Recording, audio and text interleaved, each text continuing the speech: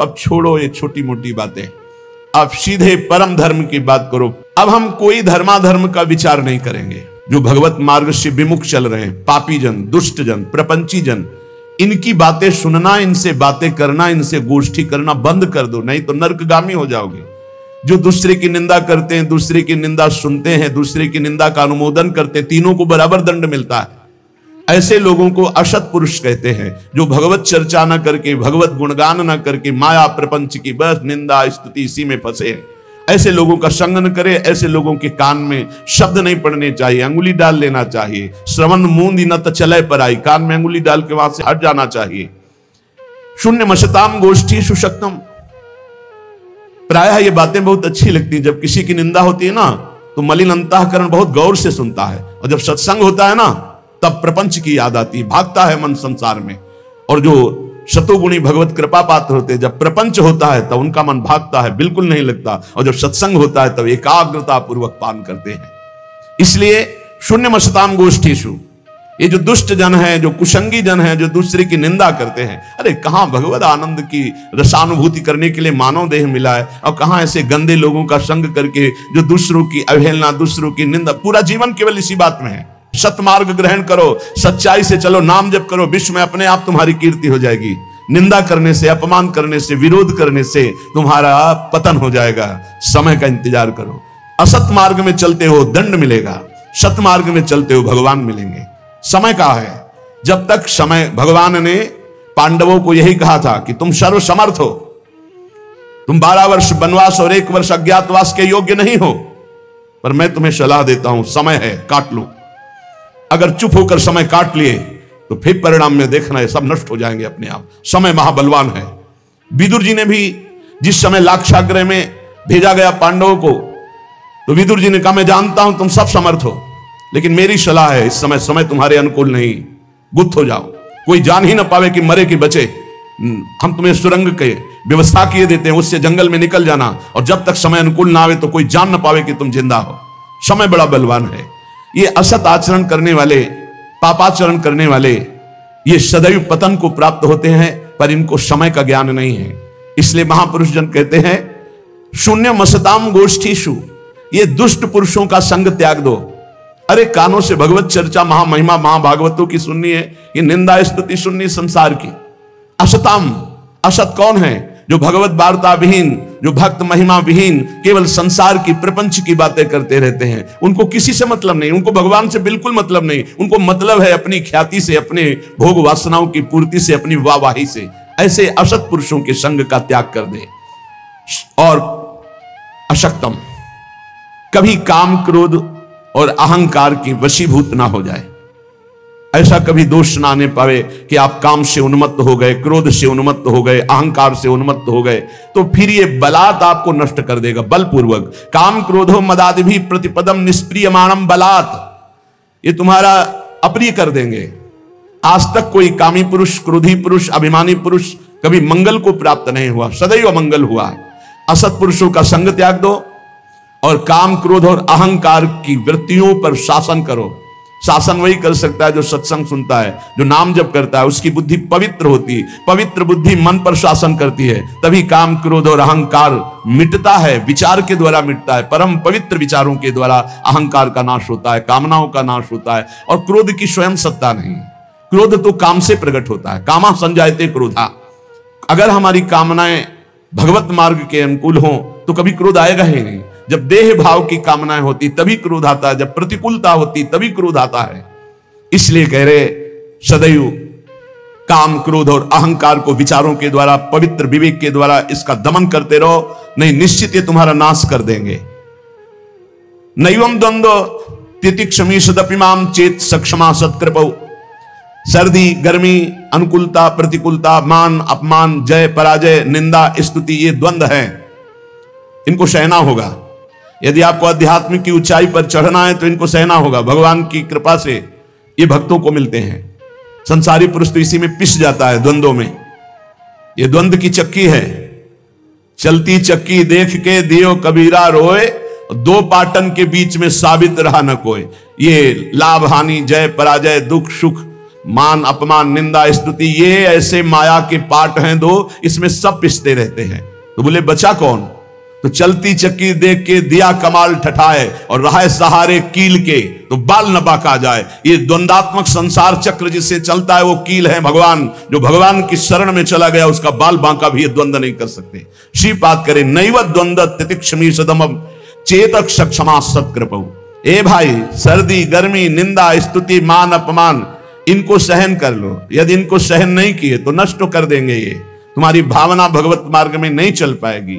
इन द्वंद्वों को सहना सीखो, गर्मी को, सर्दी को, मान को, अपमान को, अनुकूलता को, प्रतिकूलता को।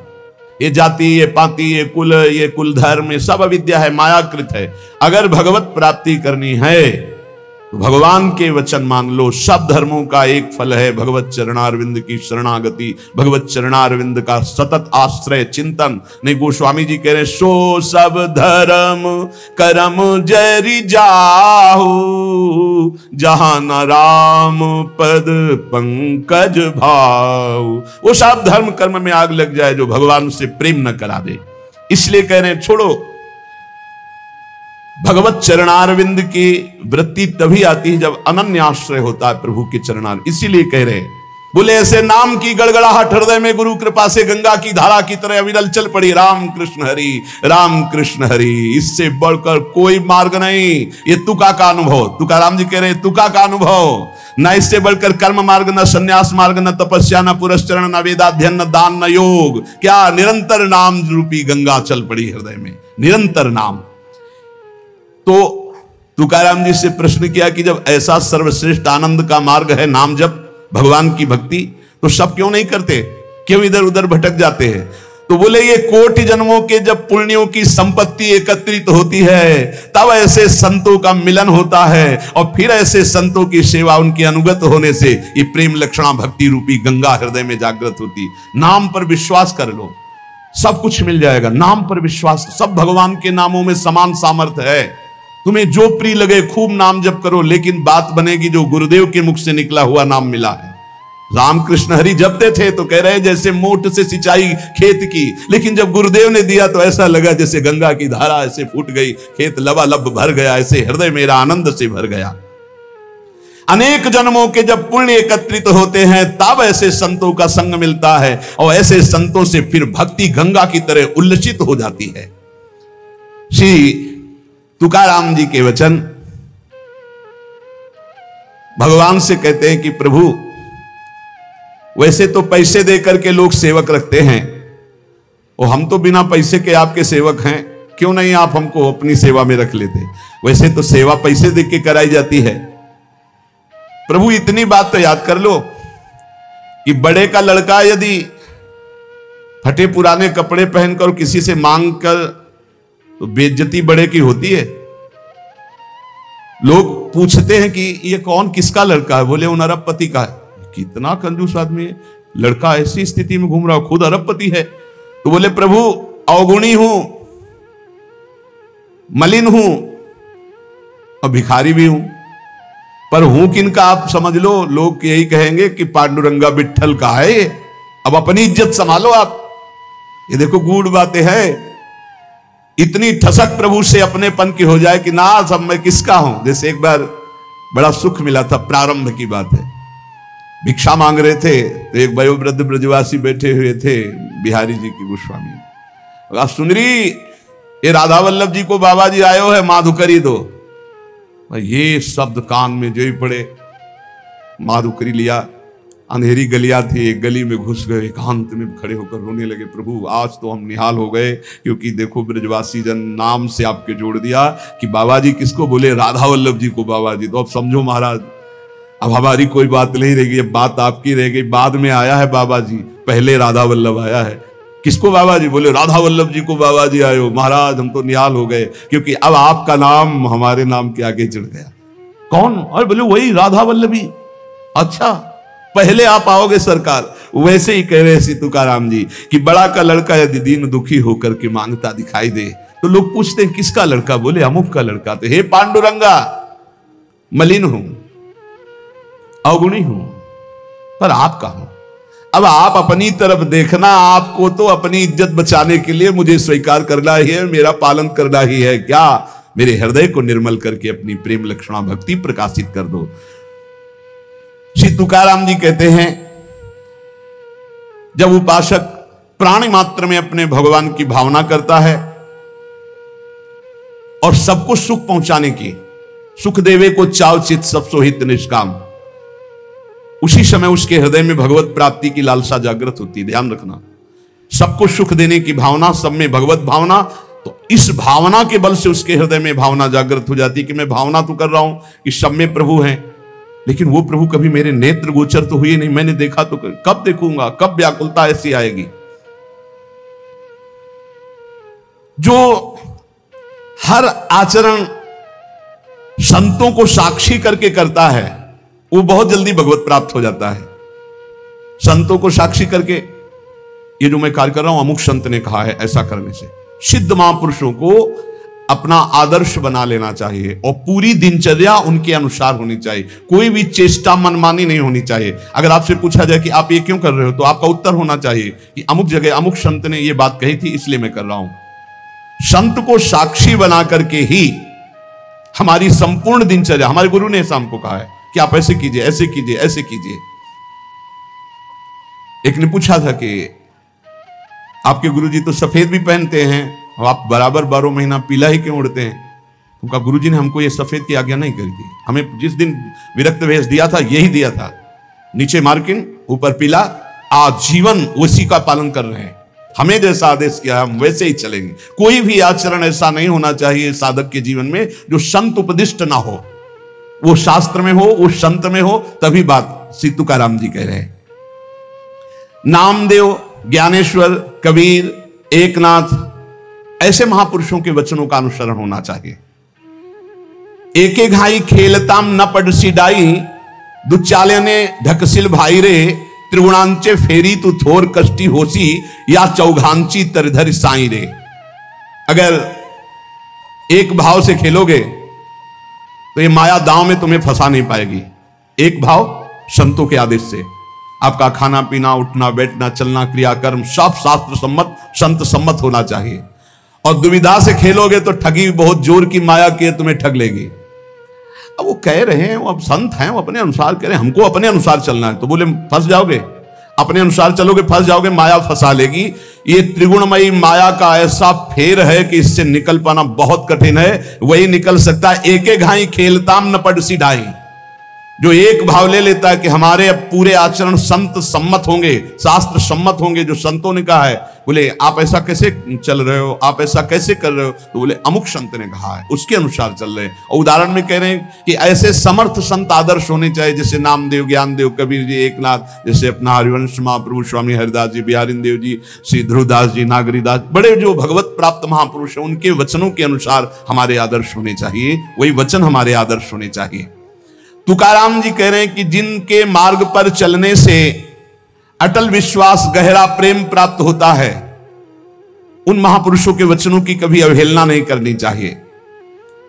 हमने साधु संतों की सेवा की, भक्तों के चरित्र पढ़े, मेरे ऊपर बहुत बड़ा प्रभाव पड़ा है संत सेवा का और भक्तों के चरित्र का। तुकाराम जी कह रहे हैं, मेरे सिद्धांत दृढ़ हो गए जब भक्तों के चरित्र पढ़े।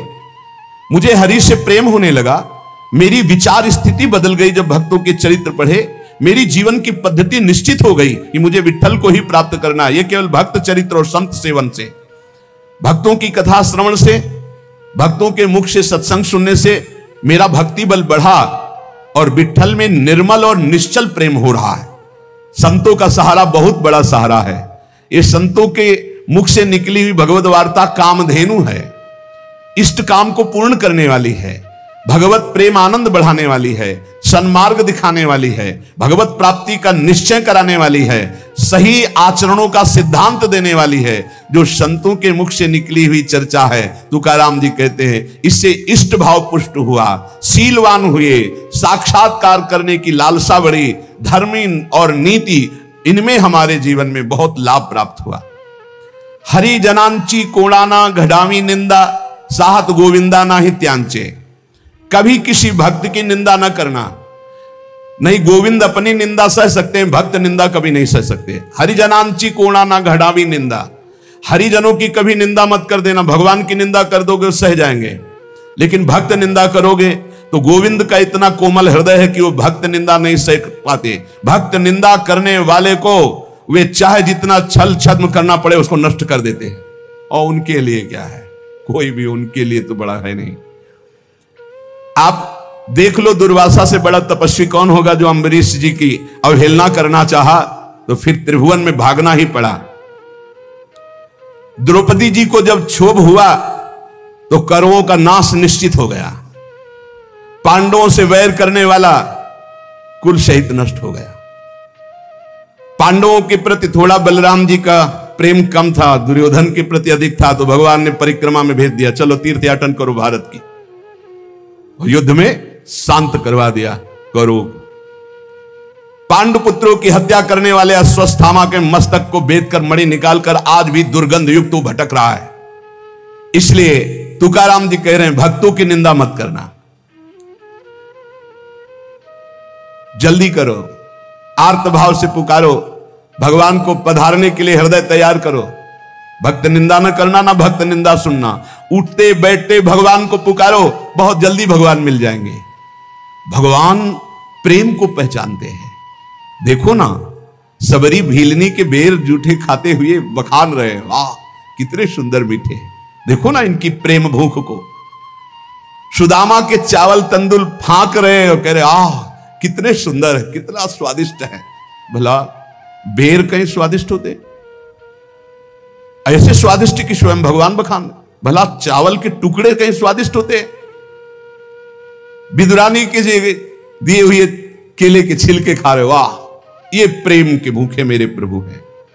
प्रहलाद की कथा स्मरण करो, तुकाराम जी कहते हैं भक्त की आवाज को पूर्ण करने के लिए खंभा फाड़ करके नरसिंह रूप से प्रकट होकर उछल गए। दीन दुखी पीड़ित संसारियों के ये तरफदार हैं भगवान। जो भगवान को पुकारता है, भगवान को भजता है, उसके तरफदार है। माइया बिठोबाचा कैसा प्रेम भाव, मेरे विठ्ठल भगवान कैसे प्रेम भाव को पहचानते, तुकाराम जी कहते हैं। भगवान का भक्त कभी अपने को अकेला ना समझे, वो अव्यक्त रूप से आगे और पीछे हर समय भक्त के रहते हैं। कोई उनका प्रहार आघात के द्वारा हानि पहुंचाना चाहे उसको नष्ट कर देते हैं भगवान। भगवान अपने भक्त का सारा भार स्वयं ले लेते हैं। भगवान ही उसे सुरक्षित रखते हैं। भगवान के द्वारा सुरक्षित भक्त जन है, बाहर से नहीं दिखाई दे रहा कि अंग रक्षक है। तुकाराम जी कहते हैं इन बातों पर भक्त विश्वास करो और आंख खोलकर देखो, तुम्हारे आगे पीछे भगवान चल रहे हैं। भगवान जिसे अपनाते हैं तो पहले संसार की दृष्टि में उसकी निंदा करवाते हैं। तैयार हो जाओ, मत जलन पैदा करो। ये निंदा क्यों होती है? ऊंचाई पर चढ़ाने के लिए। भगवान अपनी ऊंचाई पर जब चढ़ाते हैं भक्ति की तो ये निंदा ही है, अपमान ही है, तिरस्कार है, विपत्ति है। भगवान जिसे अपनाते हैं, तुकाराम जी कह रहे हैं पहली दृष्टि में उसकी निंदा कराते हैं, फिर ऐसा जगत बंद है। इनका खेल इनसे क्यों पूछे कोई, क्यों करते हो ऐसा? अब आराम से बैठे समुद्र के किनारे पर्णकुटी में भजन कर रहे हैं माधवदास बाबा। इतना आनंद भजन में आ रहा कि भिक्षा मांगने भी नहीं गए। ठाकुर जी स्वयं अपने भोग की थाल ले जाते हैं और वो कोई विक्षेप न पड़े भजन में, इसलिए दरवाजे की तरफ पीठ की हुई ऐसे भजन में बैठे। बाबा दंडोत, कुछ नहीं बोले। ये भोग की थाल जगन्नाथ जी ने भेजा है, आप पा लीजिए। तो इशारा कर दिया कि रख दीजिए, अभी भजन पूरा हो जाएगा तब पा लेंगे। और इशारा कर दिया कि बाद में ले जाना, हम धो के कुटिया के सामने रख देंगे। जब लोग देखा इतना सुंदर प्रसाद, सब प्रसाद पाया, मान धो करके समुद्र से ऐसे कुटिया गए। अब वहां मचा के भोग की थाल गायब हो गई। कौन गायब किया, कैसे? सबको पता है कि जब भोग लगता है तो भोग लगाने वाले जो निज अंग पार्षद होते हैं बाहर बैठते हैं, कोई घुसा है नहीं। कहां से? किसी ने बताया कि माधवदास बाबा की कुटिया के सामने एक थाल, क्या वही भोग की थाल है? तब भाग के गए, देखा, बोले यही थाल। खूब डंडे से पिटाई की माधवदास बाबा। अब आप ये बताओ कि महाराज पहले सुंदर सुंदर भोग पवाते हैं और फिर डंडा चलवाते हैं, इनकी कैसी विचित्र लीला है। फिर किसी ने कहा कि आप ये तो विचार करो, ये तो यहां से जाते ही नहीं है, वहां कैसे पहुंच गए? तब पूछा कि तुम्हारे पास थाल कैसे आई? तो बोले मुझे पता नहीं, कोई पीछे से बोला था कि भोग प्रसाद जगन्नाथ जी ने भेजा है, तो हमने पा लिया, पाके धोके फिर उन क्षमा याचना की। अगली रात्रि में बहुत ठंडी से शरीर कांप रहा था तो अपनी रजाई उड़ा दी। और आप ठंडी में ऐसे, जब पार्षदों ने सुबह मंगला में देखा तो ठाकुर जी की रजाई गायब, तो पता चला माधवदास बाबा उड़े। तब सबको पता चला कि वो तो सिद्ध महापुरुष स्वयं ठाकुर जी ने पहुंचाई भोग की थाल। तो ये काहे को करते रहते? इनकी मौज, इनके खेल है, इनके खेल है, उनके जन है, उनके। अब प्रेमी जन इस बात को समझ पाएंगे, संसारिक आदमी कैसे समझ पाए ये क्या खेल है? पहले माल चलाते फिर डंडा पड़ रहा, तो इनका खेल है। अब अगर तैयार हो इस खेल में तो फिर आओ हरि चरणारविंद की तरफ। श्री तुकाराम जी कहते हैं, ये जिसे अपनाते हैं तो वंदे होने पर भी संसार निंदे, उनकी निंदा करता है और पीछे जगत बंद बनाते हैं। इसलिए कसौटी पर कसने के लिए तैयार हो। ऐसा वो क्यों बोला? क्योंकि हरि बुलवा रहे हैं। तो हरि क्यों बुलवा रहे हैं? तुम्हारा क्यों बोलने का अधिकार कैसे? तुम्हारा तन मन प्राण समर्पित है, तुम उनके सेवक हो। जैसे चाहे हो, वो चाहे सिंहासन पे बैठा है, चाहे रौंद दे चरणों से, उनके समर्पित है। अब क्या प्रश्न करना है? जोई जोई प्यारो करे सोई मोहि भाग। बोले वो प्यारो थोड़ी है। नहीं तो तुम्हारे चश्मा कहां गया? सर्वान वस्तुतया निरीक्ष परम स्वाराध्य बुद्धिर्मम, प्रवचन के लिए है ये क्रूरापि पापिनो न च सताम संभाष्य दृश्याश्च, ये सर्वान वस्तुतया निरीक्ष परम स्वाराध्य बुद्धिर्मम। कहां गया तुम्हारा ये चश्मा? सर्वाध्य बुद्धिर्मम, मेरे आराध्य देव है। वहां बोले चूक हो। हाँ यही चूक सुहालो, कोई निंदा अपमान करने वाला और नहीं। कौन है? मेरा ठाकुर मुस्कुरा के कि पहचान पाओ तो पहचान लो, और पहचान गए तो कह रहे जगत बंद है। जिसकी निंदा वही जगत बंद है। अंगीकार जाचा केला नारायणे, निंदते ही तेणे वंद केले। जिसे भगवान श्री हरि अंगीकार करते हैं, पहले विपत्ति अपमान तिरस्कार निंदा करवाते हैं। चाहिए तैयार हो जाओ भाई। जैसे आर्मी में नहीं तैयार करते हैं, पानी से निकलना हो तो कैसे निकलोगे, रस्सी की इतनी ऊंचाई चढ़ना है, इतनी दौड़, इतनी लंबाई, इतना ये। ऐसे ही भगवत पार्षद पद है, निंदा अपमान तिरस्कार, इससे निकलना होगा। बोले हाँ तैयार, तो बोले चलो। तो कभी बढ़िया प्रशंसा मान सम्मान, तो कभी अपमान, कभी सुख, कभी दुख, कभी लाभ, कभी हानि। इतना परिपक्व पार्षद तब वो परम पद का अधिकारी होता है। नारायण ने जिनको अंगीकार किया, हरि ने जिनको अंगीकार किया, वो जगत बंद हुई, पर उनकी निंदा हुई, उनका अपमान हुआ, उनकी पिटाई भी हुई। ये इतिहास साक्षी। इसलिए तैयार रहो ना, हरि का आश्रय लिए हो, मजबूत बनाए जाओगे। पक्का तैयार रहो। हरि पार्षद हर बात के लिए तैयार रहे कि हम राजी हैं उसी में जिसमें तेरी रजा है मालिक। अरे बचपन से ऐसे ऐसे जंगल, ऐसे ऐसी जगह, ऐसे ऐसे रात्रि, सियार पास से बोल रहे हैं जो जिंदा खा जाए, उल्लू बोल रहे हैं, झप झप गंगा जी की धारा, और ऐसी आवाजें, सांप की फुसकार, और अंधेरे में कुछ दिखाई नहीं दे रहा, रात्रि पार करनी, न टार्च न बिजली न कुछ। वहां कौन है? हरि शरणम भगवान। आज तक कभी बीछी ने नहीं मारा, कभी सांप ने नहीं काटा, कभी किसी कीड़े ने नहीं काटा, कभी भूत प्रेत ने हमको कोई सताया नहीं, कभी कोई कहीं कुछ नहीं। अगर हम भूखे रहे तो इतना आनंद प्रदान किया हरि ने, कदम कदम पर सुख प्रदान किया। डरना नहीं, भगवत मार्ग में डरना बनाया। अभय किस बात से? अगर तुम्हें चाहिए ना कि अभी तुम मर जाओ तो हम जीना क्यों चाहें? तुम चाहते हो कि अभी तुम्हारी निंदा हो तो हम प्रशंसा क्यों चाहेंगे मालिक? आप जैसे राजी रहोगे। आप चाहते हो अस्वस्थ रहो तो हम स्वस्थ रहना क्यों चाहेंगे? आपकी चाह के विपरीत कोई त्रिभुवन में कदम रख नहीं सकता। हमारी वाणी से आप ही बोलते हो, हमारे कदम आपके ही शक्ति से चलते हैं, हम आपकी ही दृष्टि से दिखाई देख रहे। हमारा अस्तित्व क्या है? हमारा तन मन प्राण सब कुछ आपका है। अब नाथ जैसा खेल खेलो। जैसे ये कपड़ा दे दिया, हम इसको पैर में बांध ले, हम सर में बांध ले, हमारी इच्छा। ऐसे हमने अपने जीवन को प्रभु को दे। अब चाहे पैरों से रौंदा दे, चाहे आप पुजवा दे, ये उनका खेल है। भक्त को चाहिए कि ये तैयारी कर ले। तुकाराम जी कहते हैं, अजामिल में कौन सा गुण रह गया था पर भगवत प्राप्ति हुई। भिलनी कौन सी कुलवान और विद्वान थी पर भगवान का दुलार प्राप्त हुआ, साक्षात्कार हुआ। चाहे जितना ब्रह्म हत्यारा राशि राशि के पाप हो, मेरे हरि की शरण में आ जाए तो महर्षि बन जाएगा, ब्रह्म ऋषि बन जाएगा। इसका उदाहरण वो देते हुए कहते हैं, भगवान जिसको अंगीकार कर लिए वही जगत में बंदनीय है, वही प्रमाणित है। भगवत भक्ति के बिना जीना भी जीना क्या। इसलिए कुल का, जाति का, वर्ण का, रूप का, विद्या का, तपस्या का कोई न कोई अहंकार रहता है। इन अहंकारों का मर्दन करके भगवान निर्मल बना देते हैं। काहे को चिंता करते हो? चिंतन करो हरि का। कोई भय, कोई शोक, कोई चिंता उसको स्पर्श करती है जो हरि विमुख है, हरि शरणागत को। हम राजी हैं जब उसी में जिसमें तेरी रजा है, तो हमें परेशानी किस बात की है? हम मरने के लिए राजी हैं, मिटने के लिए राजी। मेरा अस्तित्व क्या है आपके सिवा? मेरा अस्तित्व क्या है। इसलिए बहुत सावधानी पूर्वक अजामिल, शबरी, गीद, कितने ऐसे उदाहरण भगवान ने कहां कहां से इनको उत्तम पदवी प्रदान की, परम पद प्रदान किया। तुझ करिताम नावे ऐसे काहि नाही, तुम नहीं करना चाहते और कोई कर दे ऐसा पैदा नहीं हुआ, और तुम करना चाहते हो कोई रोक दे ऐसा कोई पैदा नहीं हुआ, फिर काहे को परेशान। वो क्या है, दाना खाक में मिलकर गुले गुलजार होता, मिटा दे अपनी हस्ती को मुर्तबा, चाहे दाना खाक में मिलकर गुले गुलजार होता है। एक मस्ती अगर प्राप्त कर ली तो हरि शरणम हरि शरणम हरि। ये केवल प्रवचन का विषय थोड़ी, जो भगवान की शरण में हिम्मत नहीं कि बाल बाका कर ले और मेरे मालिक की इच्छा है तो सभा में गड़ासे से कटवा दिया। क्यों? क्योंकि अंतिम निर्णय है, भगवान का अंतिम निर्णय है। देखो पूज्य पादुड़िया हो, देखो श्री मग्नानंद सरस्वती जी, अंतिम निर्णय है। अजय अमोघ शक्ति संपन्न भीष्म जी को 6 महीना बाणों की सैया पर, मालिक का विधान सर आंखों पर, वो खेल करता है और हम उसके जमूरे हैं। जैसा इशारा होगा वैसे खेल खेलना है। वो बोले हमसे ताल ठोको तो ताल ठोक देंगे, बोले हमारे आगे घुटने टेको तो घुटने टेक देंगे। हमारे लिए ताल ठोकना और घुटने टेकना दोनों बराबर है, क्योंकि हम आपके लिए है ना।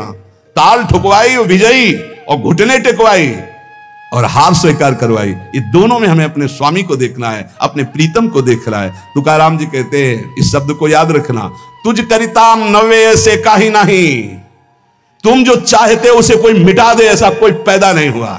बस हमको ये बात ध्यान रखनी हम सबको कि अगर मेरे स्वामी मुझे दुख में रखना चाहते हैं तो ऐसे सुख को आग लगे, अगर मेरे स्वामी का विधान है कि अपमान हो, निंदा हो, जय जयकार आपकी, खूब निंदा अपमान का। हमारा अस्तित्व क्या है? हमारा अस्तित्व आप हो और आप जिसमें राजी उसमें हम राजी। तो भक्त को दुख किस बात का? दुख की सत्ता उनके लिए है जो प्रभु से विमुख है, जो प्रभु से अलग है। इसलिए सदैव प्रभु से चित्त जोड़े रहो, निरंतर नाम जप करो, गुरु कृपा का आश्रय लेकर भव समुद्र से पार हो।